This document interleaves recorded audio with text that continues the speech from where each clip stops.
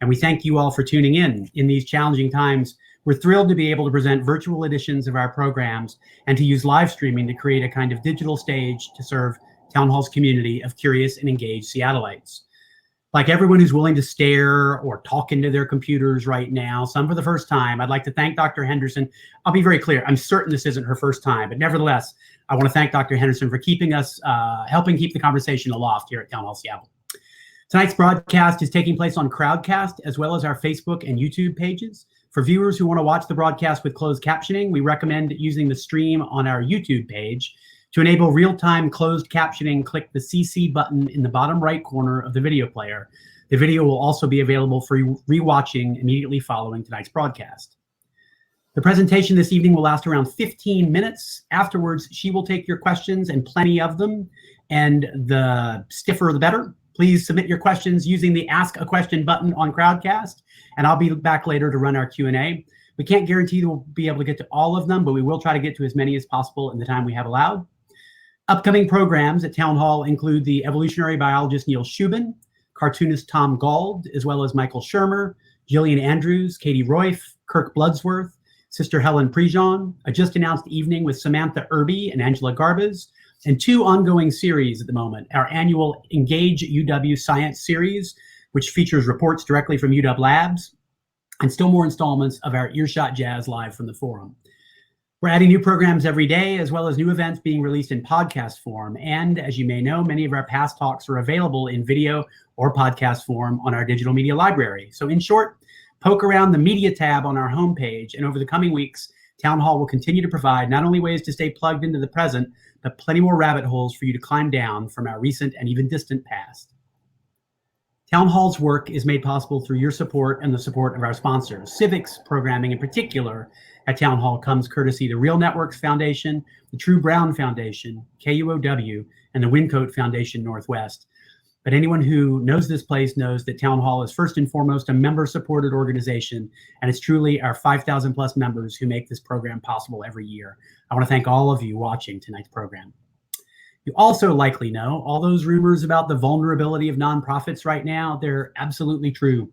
Town Hall is under significant strain like others, and so we hope you'll consider a gift during this difficult time by perhaps becoming a member yourself through our website, or making a donation using the URLs in the comments of your respective feeds, wherever you're watching.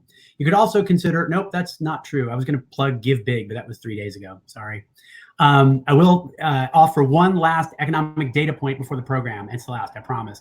The fact that other beloved independent businesses are feeling the squeeze right now as well. And if you're interested in deepening your understanding of tonight's subject, since that's the very thing that's brought us together, and supporting local bookstores like our wonderful partners at Third Place Books, might I politely suggest that you use the Buy the Book button on our event page or the URL in the comment threads, rather than, say, turning to the local retail behemoth that used to specialize in books. Town Hall, after all, heart's third place. All right, then. Rebecca Henderson is the MacArthur University professor at Harvard University, where she teaches the acclaimed course Reimagining Capitalism. Henderson spent the first 21 years of her career at MIT's Sloan School, where she both distinguished herself as Teacher of the Year and delivered research focusing on the economics of innovation and how large organizations can reinvent themselves. Inducted into the American Academy of Arts and Science in 2018, Henderson is also a research fellow at the National Bureau of Economic Research, and her academic distinction is complemented by a deep engagement with the practices of management through board service at Amgen right here in Seattle and IDEX, as well as consulting roles with IBM, Motorola, Cisco, Nokia, Unilever, P&G, that's Procter & Gamble, by the way, and many others. The subject of tonight's talk is her latest book, Reimagining Capitalism in a World on Fire. Since it was undoubtedly titled months before the world had seen a pandemic and 14.7% US unemployment, I wonder how she'll describe the heat exactly right now. So please join me in welcoming Rebecca Henderson. Well, thank you very much for that friendly introduction. And thank you, everyone who has tuned in tonight. I'm deeply honored to be here. I wish I could be with you in Seattle. I can't tell you how much I miss just having dinner with a friend, and the thought of being able to walk down to the water and look out across Puget Sound and see the mountains is something I'm very sorry to be missing. I'm here to talk about reimagining capitalism in a world on fire. And where you're right, the world is on fire. And it was on fire even before the current pandemic.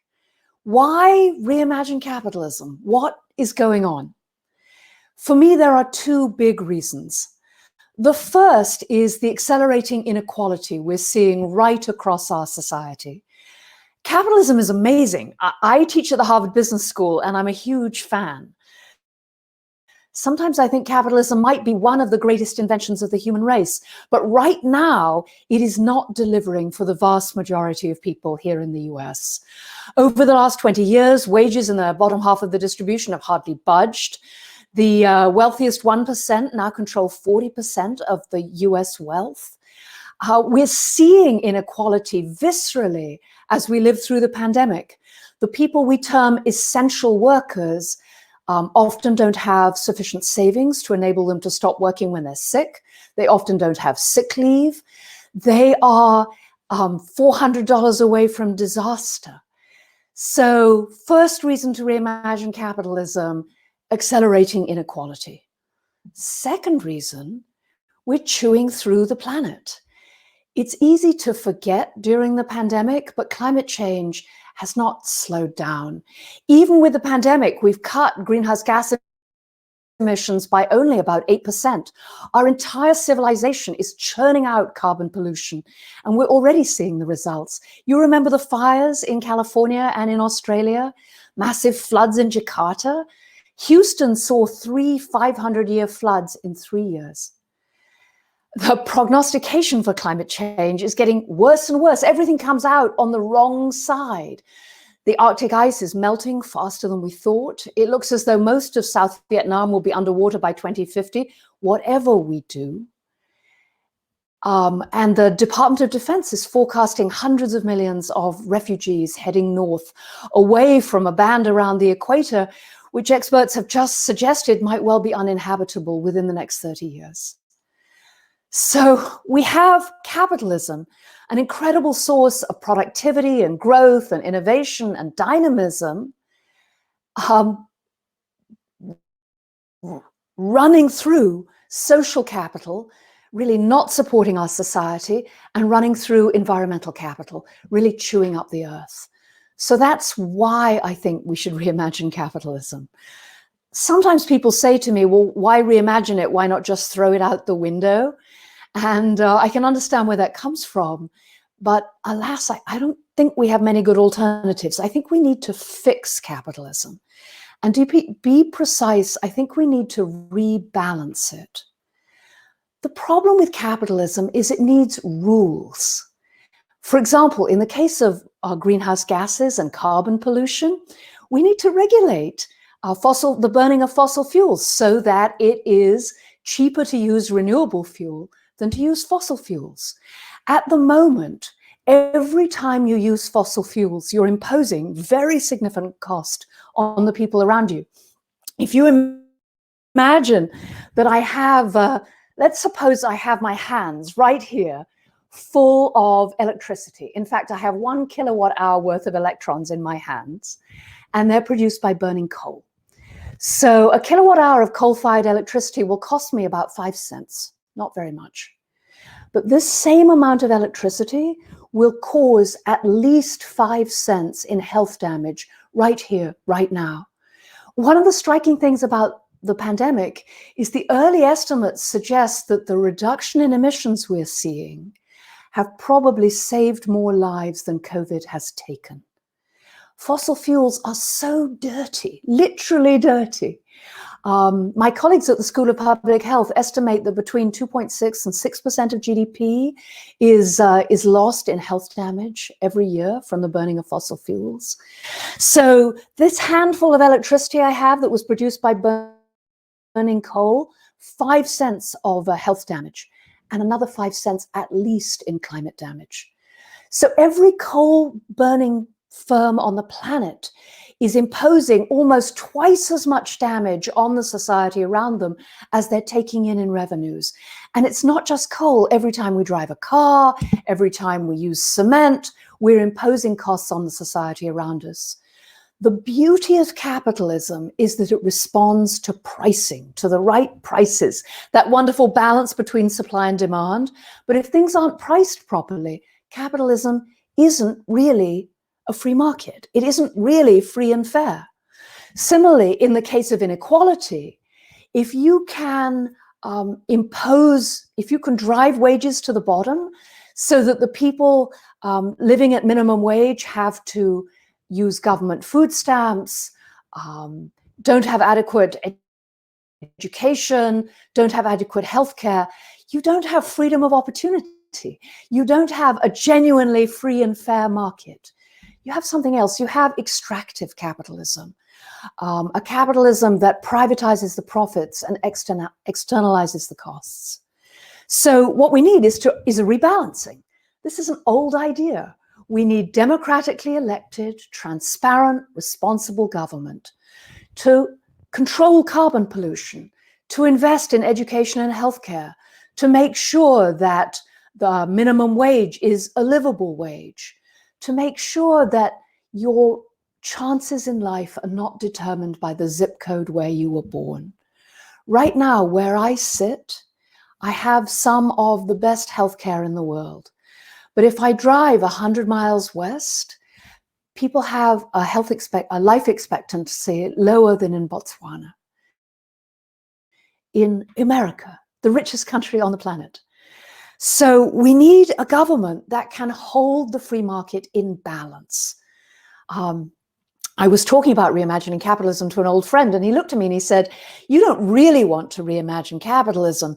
You want to sort of go back to the capitalism we had in the 50s, only without the misogyny and the racism and with more transparency." And that's sort of right. I want to get money out of politics. At the moment, 70% of the American population says that they think the system is rigged and that the rich and the powerful control politics. And what's really disturbing is when you look at the political science research, there's a lot of evidence to suggest that they're correct. So I want to reimagine capitalism by rebalancing it. Most controversially, I think business could help. Yes, clearly we need a major political and social movement. But our politics, I don't need to tell you this, are so divided, so partisan, that it's unclear the political system can fix itself. And I think until and unless business plays a role in helping us to rebuild our institutions, we'll continue to struggle. So my book is 200 pages on how business could reimagine capitalism. It summarizes 28 1.5-hour sessions of the MBA class I teach. I've tried to put into the book a sense of how I think business could make a difference. I outline 5 major ideas. First, that there's a lot of money to be made in addressing social and environmental problems. It's not just Elon Musk at Tesla, although that is amazing, right? He built a company with a market value greater than General Motors on the initially crazy idea that electric vehicles were going to be the future. Now he's pretty much changed the entire car industry. So that would be one example. But there are many, many others. You've probably heard of Impossible Meat, that had one of the most successful IPOs of the last 20 years on the basis of selling a burger made for soybeans. If I told you 5 years ago that that was going to be the most successful IPO of the 20 years, you would have gone, I don't think so. Lots of money to be made in addressing these problems. That's clearly not enough. While firms can make a huge difference, Walmart, for example, committed itself to drastically reducing its greenhouse gas emissions and completely driving energy reduction right throughout its own supply chain and operations, and took $1 billion to the bottom line when they re-engineered their trucking fleet. Even for Walmart, that's a lot of money. So, bunch of business models. We now have literally hundreds of cases about firms doing this at multi-million-dollar scale.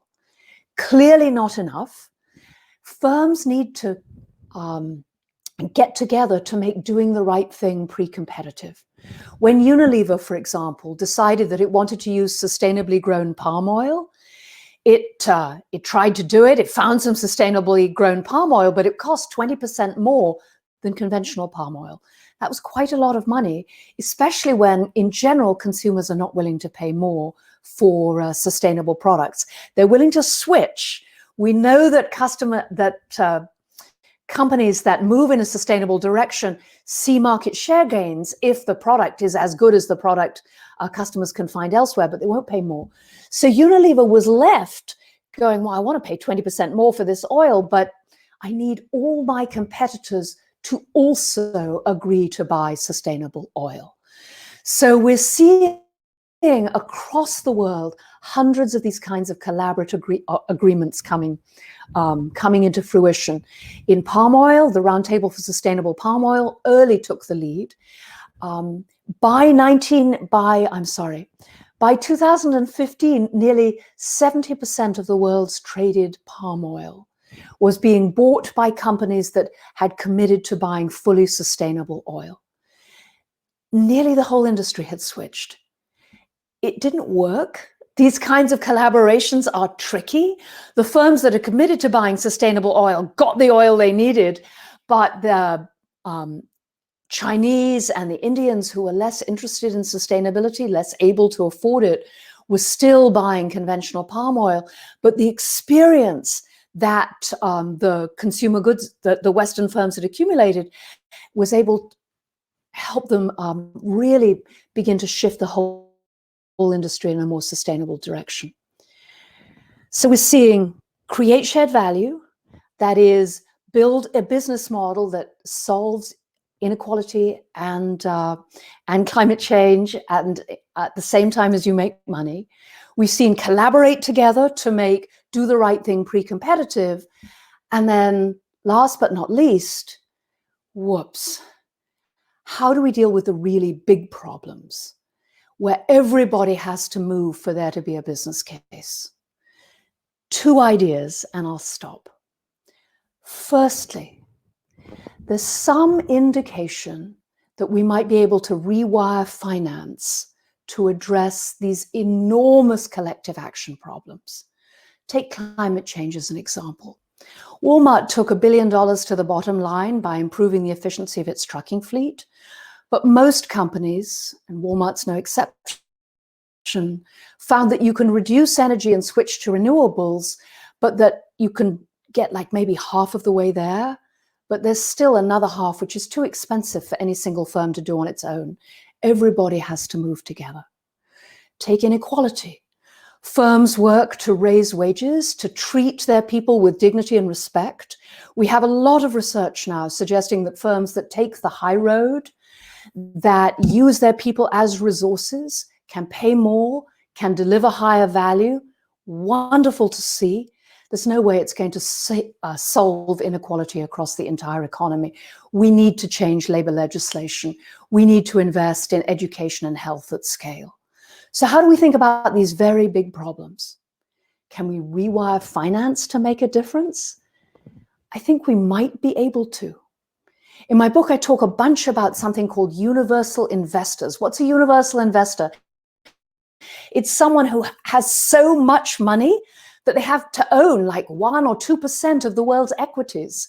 The Japanese government pension fund is the largest pension fund in the world. It owns 1% of nearly every financial asset in the world. For them, these problems we're talking about, climate change and inequality, are not externalities. They're not public goods. They are the greatest risk to the long-term return to the portfolio. And there are enough of these very large investors that they're beginning to push the entire financial community to deal with these problems. Larry Fink's recent letter, for those of you who are following this, saying that he would begin to vote against the boards of companies that weren't adequately dealing with climate change, is an example of exactly this kind of pressure in action.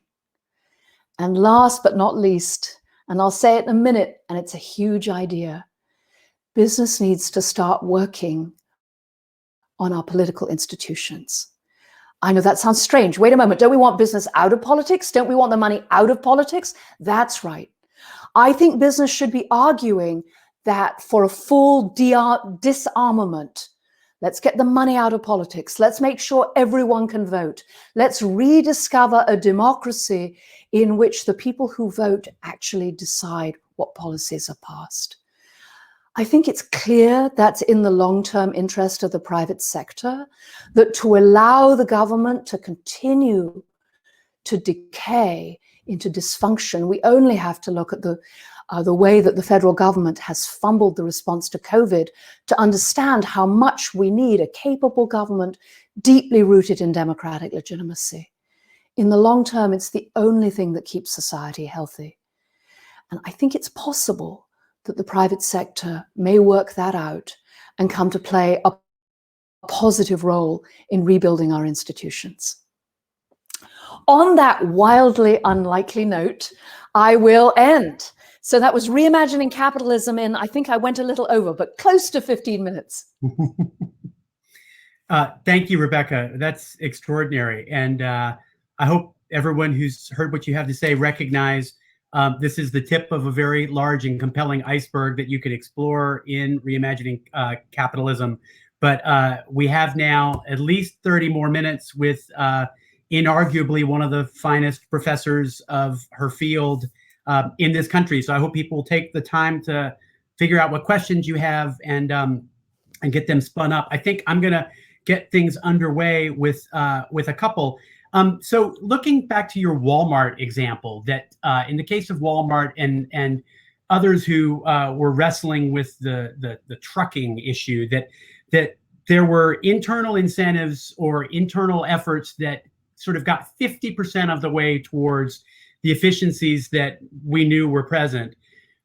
Is it fair to say that we would need to rely on government pressure or some kind of regulatory pressure to achieve that final 50%? Or are there other levers in your sort of scheme that would somehow shift that last 50% into something that can be leveraged by a company on its own? Am I making sense?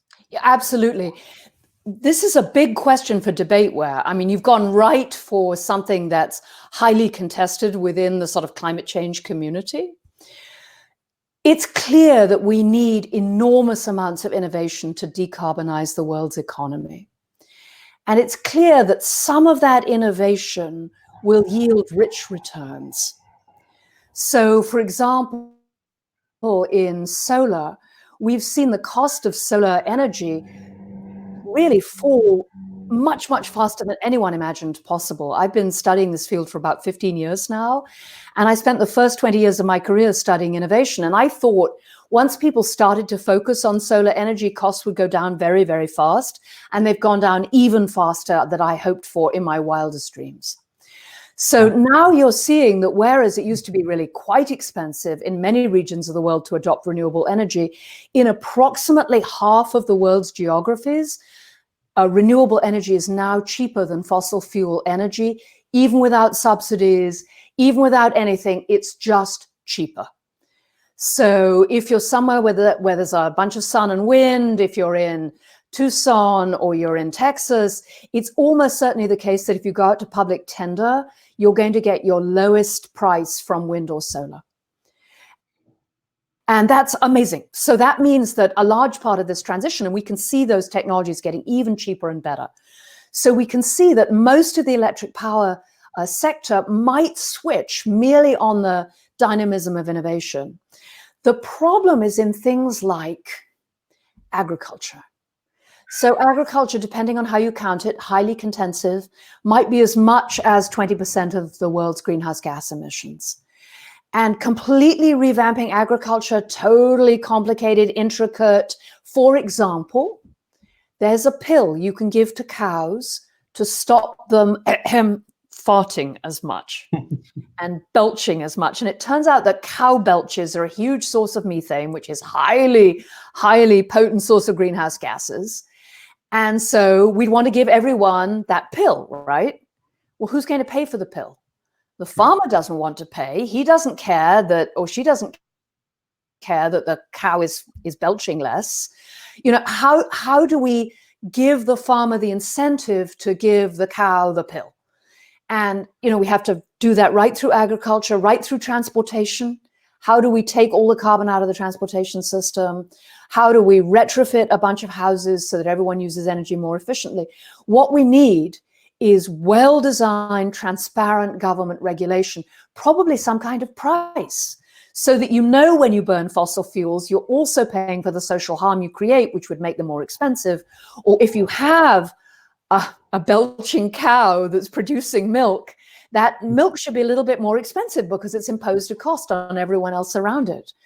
And what's exciting about this is we pretty much have a good sense for the policies. It's not expensive. This is the thing about climate change. We could fix it for about 3% of GDP. That's much less than we're spending on COVID right now. And the harms that climate causes are going to be, alas, even worse and quite as distressing, and go on and on and on. And imagine if you'd come to me 6 months ago and said, would you pay an extra 3% and we won't do the pandemic? I mean, I don't know what you would have said. I would pony up. So it's a long answer to your question, but yes, it's all about government. It's all about rebuilding government. There are a few other questions sort of in the realm of the climate that I want to make sure that we address. The first says, regarding climate change, what is your view of how effective the carbon fee and dividend policy would be? Would it fit with the reimagined capitalism? Parenthesis, fee and dividend is a rising price on carbon with all revenue returned to Americans in equal shares, a carbon dividend. You almost glanced off of that issue in your last answer. I love fee and dividend. Whoever's asking the question, you know how elegant this policy is. So it moves the economy towards using fewer and fewer fossil fuels in a gradual way. So you gradually increase the fee over time. And because, of course, if you have a fee on fossil fuels, that means everybody's paying more for things like the gasoline in their cars. The danger is that's pretty regressive, because if I'm relatively low income, I spend more of my income on energy. But if you do fee and dividend, if you take all the money that comes from that fee and you divide it by the number of people in the US, the people at the low end of the distribution get a check every month or every year that's greater than the increase in price they're paying for things like heating oil and gasoline. And what I love about this is it makes it very tangible. We're doing two things. We're taking out an insurance policy against climate change. We're avoiding a massive catastrophe, and you are getting a check every month and every year. And so that's, you know, if we could put that in place, that is credible that we would keep doing that, which then would be a very strong signal to industry, which would trigger, I think, a massive wave of innovation. I cannot tell you, I get, you know, well, when I had an office, I had people in my office all the time describing the most amazing innovations. And they're all right on the edge of being commercially available. If we could just make fossil fuels a little bit more expensive and cow belching a little bit more expensive, we could really switch the economy. Staying in this theme, David Fauch asks, I've seen some estimates for a social cost of carbon and a suggestion to price carbon at that level. But I think the consequences of pricing carbon too low are much more severe than pricing it too high. What do you believe the right level for pricing carbon should be? Oh, David, a nice, easy question. If you ask this question, you know how hard this is. So let me try. The sort of consensus social cost for carbon is about $40 a ton in climate change costs. Healthcare costs would be at least another 40. And there are huge error bars around both these estimates, but most of the errors are on the upside. That is, the costs are almost certainly higher. So what should we be charging? It's super tricky, right? Because this is politically highly charged, because increasing taxes and fees is difficult, because you need to give people time to adjust their behavior. So what I would do is start relatively small. I would fee in dividends, tax and dividend. I would send the money back. And I would say we're going to slowly ramp this up over time. And we'll see what happens. We'll see how rapidly the economy starts to change. I think if we committed to putting in, say, a $40 a ton price and ramping up by $5 a year over the next 5-10 years, my guess is we'd start to see real movement, because firms then would have some certainty as to what the prices were going to be. They would start to move. I think we'd see significant carbon reductions. And if after a few years they weren't fast enough, then we could raise that increment. So I would start slow, but with a clear plan to keep increasing it over time. We've got one more question on the around environmental issues. And you name checked Puget Sound, and you seem to know that you can walk down to a waterfront. You might have an answer for us. Rafaela wants to know, with so many socially and environmentally conscientious corporations located here in Seattle, what do you see any of them doing that's working well, and what could we do differently in this community or to improve through this community? I'll sort of filter that through. Can you think of any of the big corporate players in Seattle and any fine examples they're setting in terms of corporate practice that could be replicated? So the one I know best, and I'm sure this is a measure of my ignorance and there's a lot going on, but the effort I know best is Microsoft and its commitment to be carbon neutral fairly quickly, I think, within about 10 or 15 years, and then carbon free after that. I believe they've also made a commitment to be carbon free, but the commitment to be carbon neutral, I think, is really important. What does it mean to be carbon neutral? It means that if you know you have to burn some fossil fuels to fuel your operation, that you make sure you go out and you plant enough trees, or you put up enough windmills, or you put up enough solar panels to what's called offset the energy you have to use. So overall, you're not emitting any carbon pollution. And some people find that controversial. They're like, well, Microsoft should just go to zero. But Microsoft's in Seattle, and I have been to Seattle, and I couldn't help noticing that often the sun isn't shining very much. Really? And you probably don't have enough wind. And so it would be hard for Microsoft right now in current prices to switch immediately to renewable right here, right where you are in Seattle. But what they can do is they can pay the price for putting up in Texas, or they can put a wind farm in Texas, or they can put solar panels on the roof in Mexico, or they can make sure a forest is cut down in Brazil.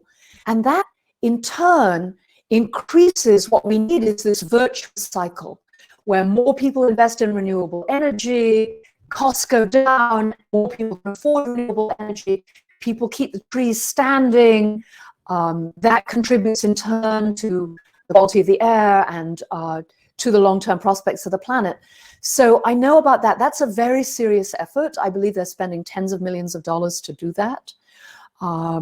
And so that would be one example. I think all of us should be carbon neutral.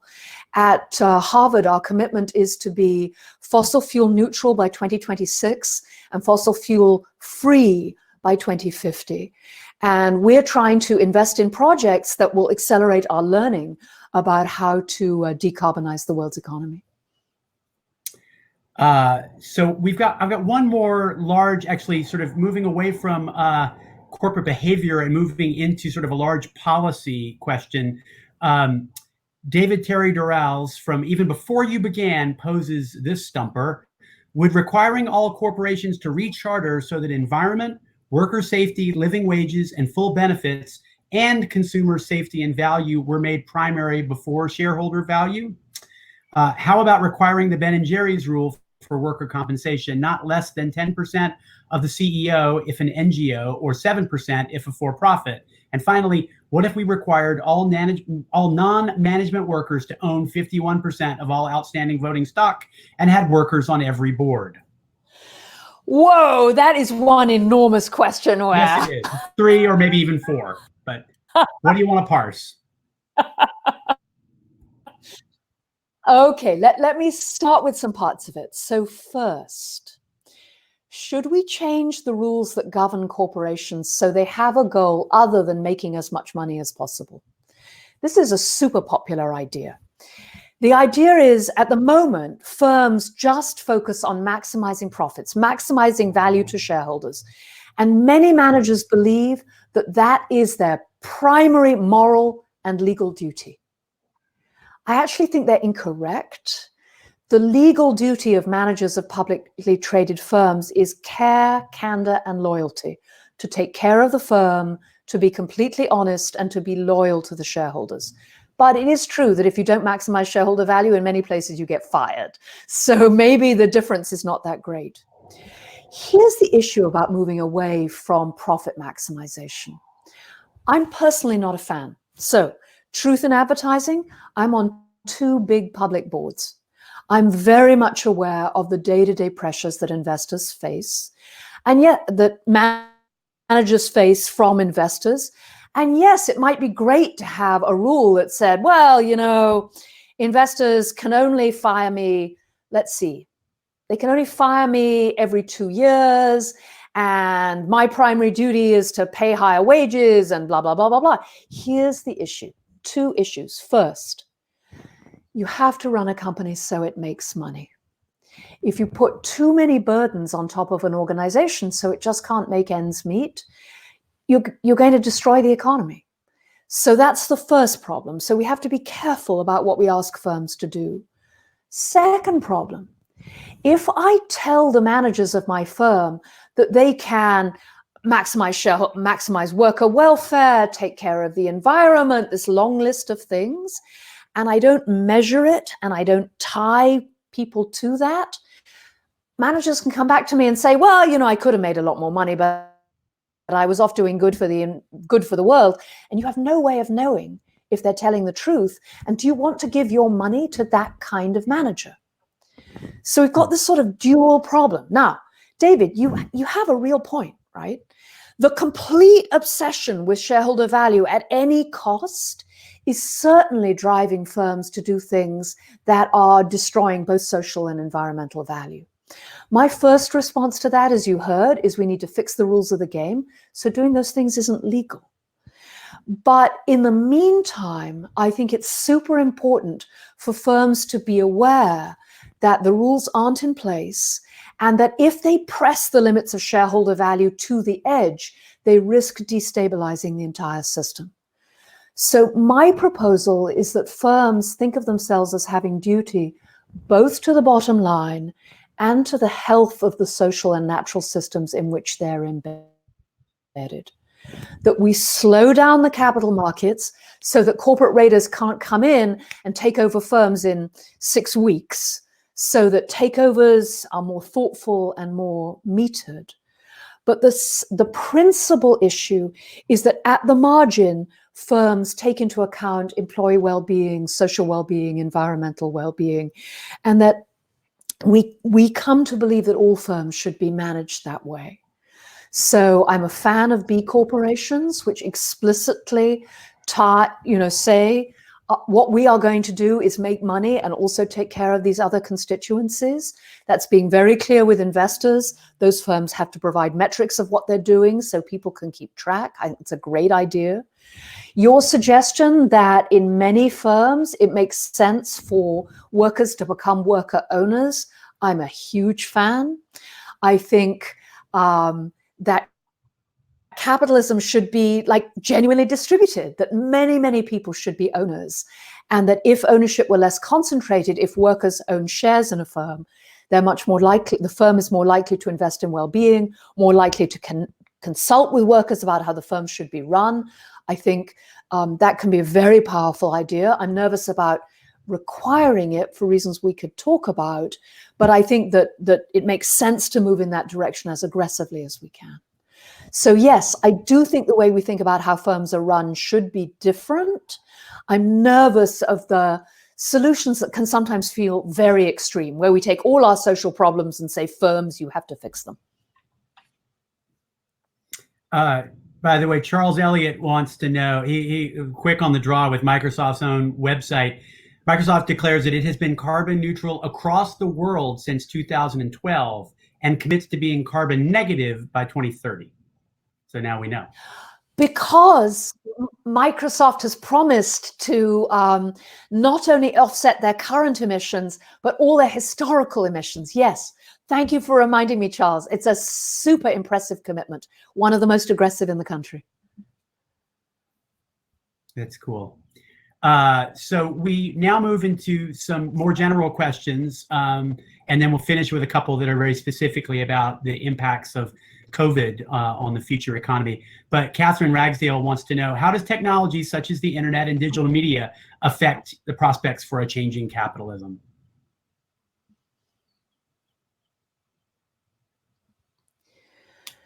Technology is such a two-edged sword.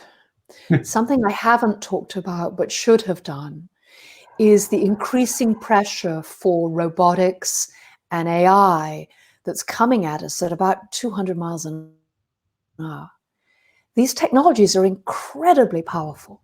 They could make an enormous difference in the way we live our lives.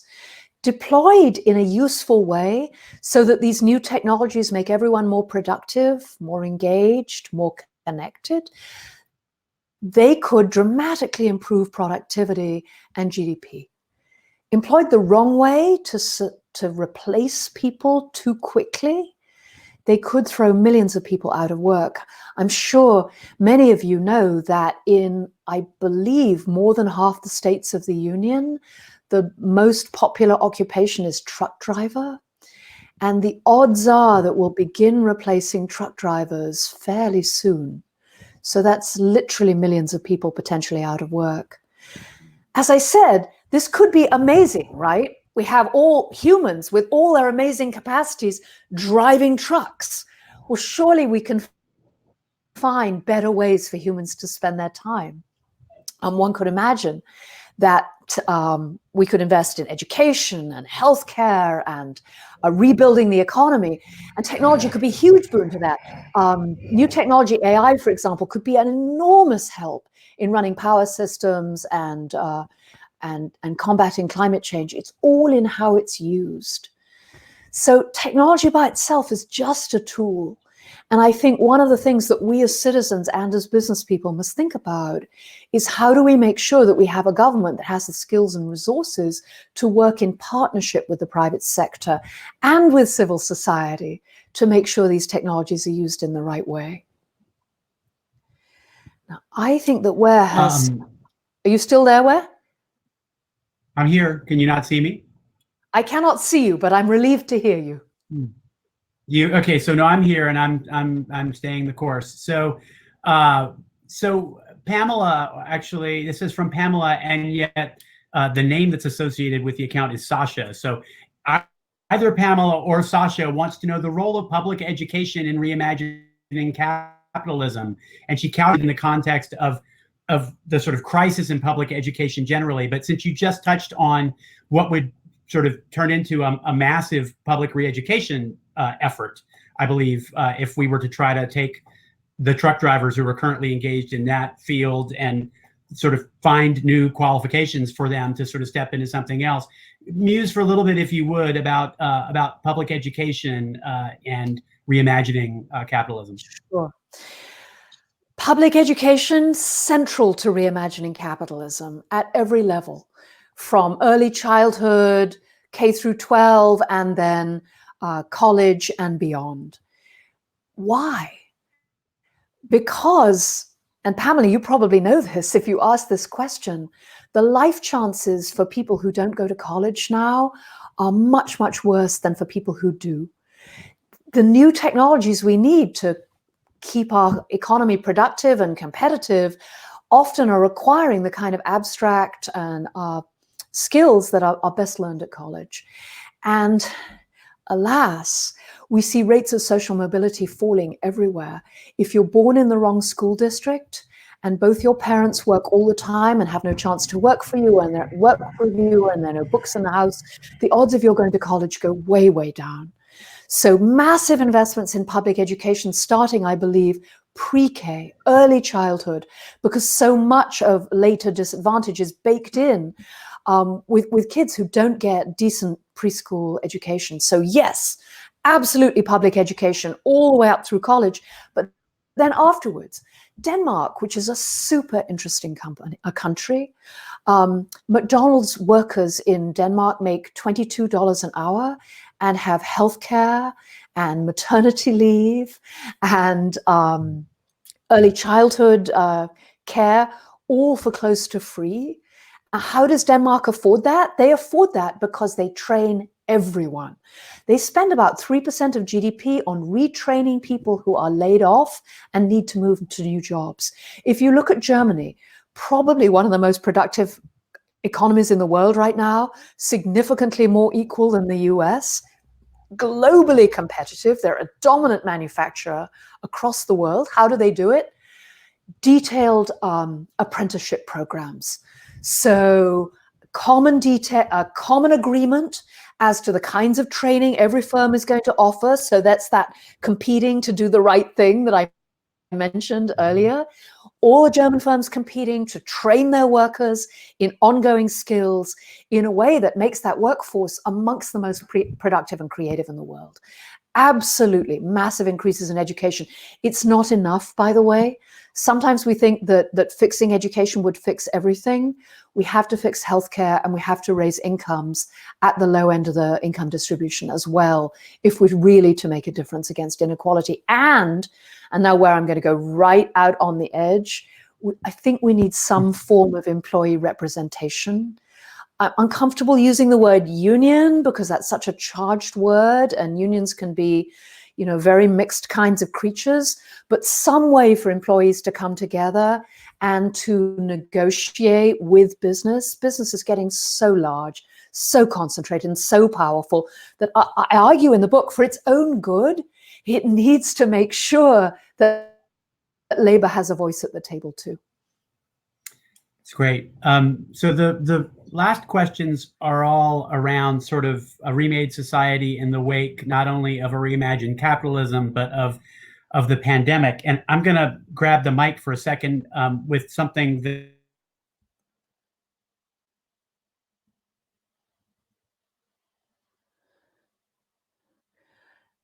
Oh no, that's the most cliffhanger thing I've ever heard. I'm going to grab the hundreds mic. of dollars away from. Where I lost you completely. We've got to grab the mic, and then I lost you completely. Okay, I'll start again. Can you still hear me? Yes. So I'm not sure whether I'm the only person having a problem with Rebecca's feed, or if it's happening across our signal right now. I'm hoping that Josh is going to let me know, and or if we need to restore Rebecca's connection, that we'll take the time to do that right now so that we can spend a few more minutes with her and get to some of these great questions. Hi, Ware. This is Josh from Town Hall. Yep, just chiming in. You're both coming through fine on my end, so if you just want to try to say your question again. Rebecca, can you hear me? Yes, I can, very clearly. Okay. And you're still hearing Ware fine? I am, yes. Okay, all right. Then I suggest y'all just sort of keep going through and see. Hopefully, the connection will even out on your end. Thank you. That's great. Thank you. I will press on then. My question was just that what's the chance that our definition of an essential worker utilized in this time of epidemic can lead to any kind of earnest conversation about revaluing or acknowledge or a reevaluation of the social value of these employees who have proven to be essential to even this minimal functionality in our society. Yeah. I think what COVID is doing is really helping us to understand how important it is that we take care of the lowest paid people amongst us.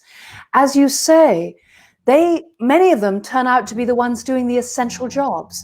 They're picking the food, they're delivering the stuff we need, they're running the checkout in the grocery stores, they're cleaning the buildings. People that were historically invisible have become visible. And I think that's really helpful, because I think one of the reasons we've turned away from inequality is that we somehow thought it's not important, it's happening to other people, I don't really see it.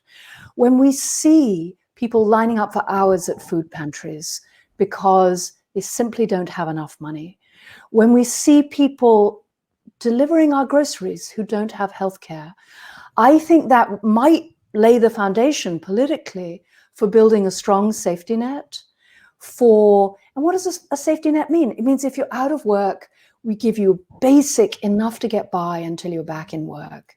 It's not that radical an idea. We're seeing it work in many other developed countries. And I think when you contrast the response of the United States to some of the European countries, the destitution and despair we're seeing in the US because we're not paying high enough wages at the bottom of the distribution and because we're not taking care of people when they're out of work, I think that could drive significant political change. Thank you. Dustin has a related question around advice for young people lucky enough to enter the workforce today. His question in a macro sense is, should we avoid working for Amazon because of its damage to our society? But what is the alternative? I think is his question, with some prescience here in Seattle. But at any rate, do you have advice generally for people trying to enter the workforce, not only sort of in the aftermath of COVID, but in what is going to be a rapidly transforming capitalist environment anyway? The pandemic is going to create problems in the job market. I see that. The large firms with resources are going to emerge stronger, and they're going to have more power over who they hire.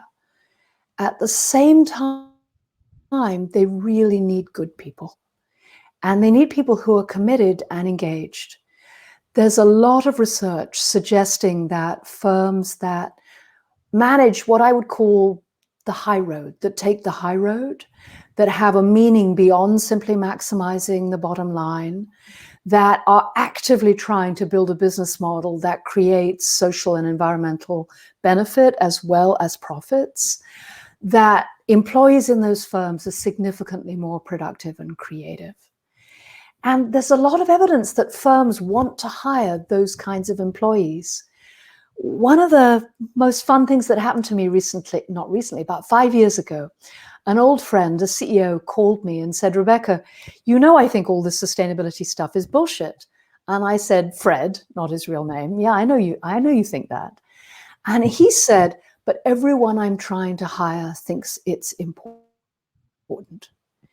I ended up working with him and his firm. They're now an extremely purpose-driven firm, doing very well. And in fact, in the midst of the epidemic, they are still, they're fortunate enough to be in an essential business.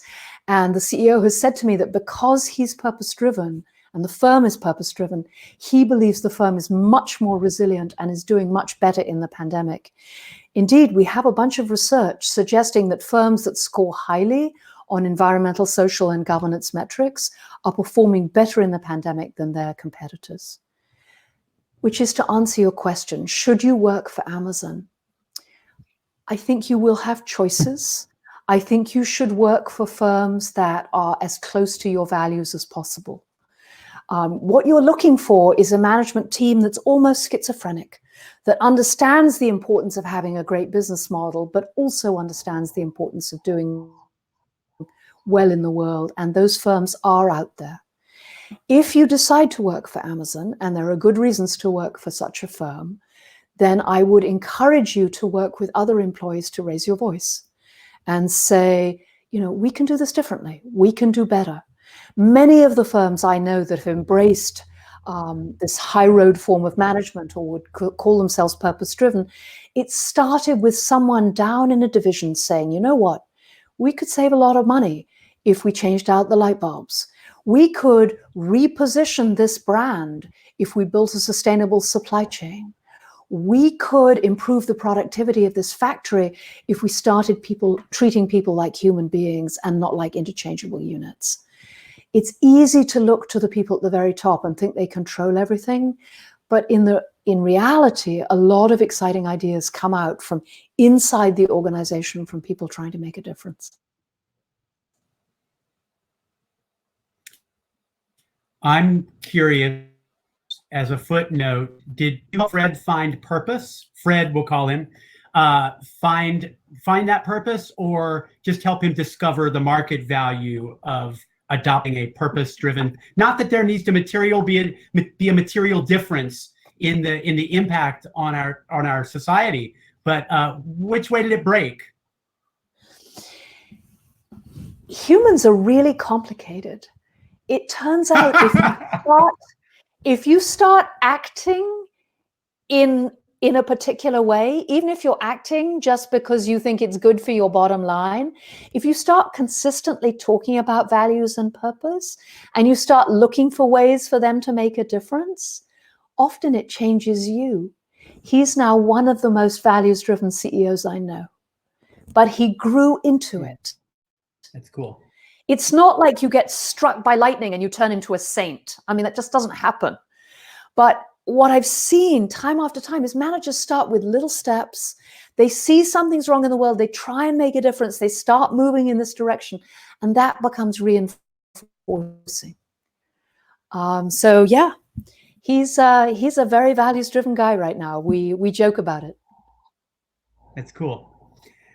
The final two questions I'm going to characterize as questions from people who are looking for some kind of hope to hold on to right now, and I think believe that you might be able to offer it to them. So Catherine wants to know if you believe that the forced quarantine will have any change on our culture, and therefore our culture's materialism and the capitalism that we practice. Catherine, I think it will. Let me add one. Can I add one point really quick? So many people over the course of Town Hall's programs are reporting the sort of little epiphanies that are occurring to them through this kind of forced time, out of their routines, out of their corporate structures, out of their religious structures, what have you. So not only what are the larger forces at play that could result in a change, but what's changing in us at a more molecular level that might result in a change? Catherine, I think it really is changing things. I think it's changing people in a deep way. I'll tell you what I see. I've been talking about reimagining capitalism for 15 years. And for the first 10, people would look at me weirdly. Like, that's a really interesting idea, Rebecca, but I don't think so. And starting about 5 years ago, people got more engaged, particularly around the climate change issues, and thinking, yeah, no, we have to do something and business can make a difference. But when I tried to say, well, I think we need to move from focusing on me right now to us and later. I think business should be an integral part of the community. I think we should think of business as a calling, as a way of participating as a partner in building a thriving society and a healthy world. I mean, I used to really soft pedal that. I didn't want people to, I'm a Harvard Business School professor. I didn't want people to think I was a weirdo. I'm finding now in the pandemic, when I start using that kind of language, when I talk about the importance of driving systemic change, people are so much more open to the idea. I think the experience of seeing how intimately dependent we are on everyone else, how any firm doesn't stand or fall in isolation, that we are an integral whole. People are seeing that through their business mind, and then they're seeing it personally. I don't know if you've had the same experience, but I've had male colleagues say to me, I had no idea how hard it was to take care of 2 small children all day. Just the realization that it's not just about business, that, the unpaid work is hugely important and like childcare and needs to be supported. So I am hopeful. It's easy to be cynical. I could give you 1,000 reasons for why we're stuck in a destructive, negative cycle. But I don't think humans are that stupid. We have the technology and the resources to change. We have the skills. At root, humans are both immensely selfish and immensely cooperative. And I'm hopeful that this pandemic will pull really the better angels of our nature out.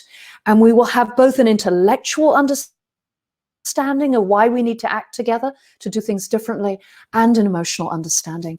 And we'll look back and say, this was the beginning of the great change. I really think that might happen.